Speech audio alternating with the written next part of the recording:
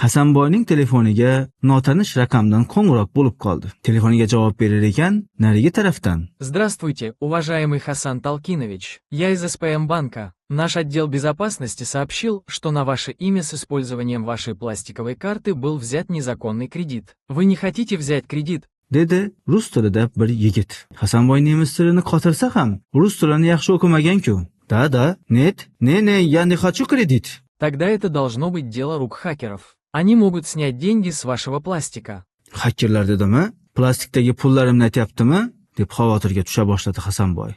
Batarlanatlari. Вы получите код. Если вы так скажете, мы заблокируем ваш пластик. Никто не может забрать ваши деньги или получить кредит на ваше имя.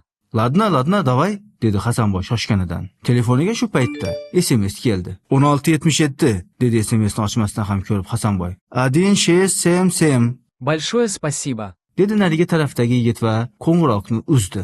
Vam to'ji spasiba deb xotirjam bo'ldi Hasanboy. Sal qoldi ya pullarim qulog'ini ushlab ketishiga. Barakat topkur bankdagilar ancha pishq ekan.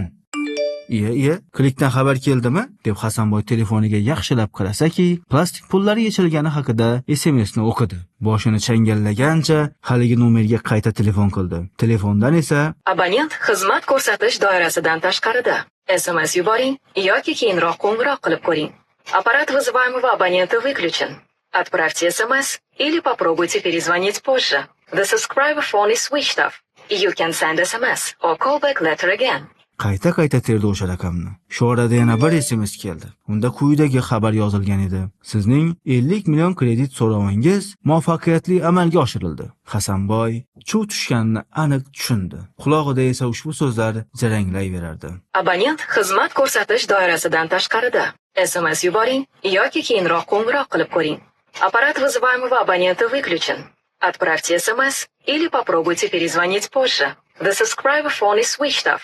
You can send SMS or call back later again.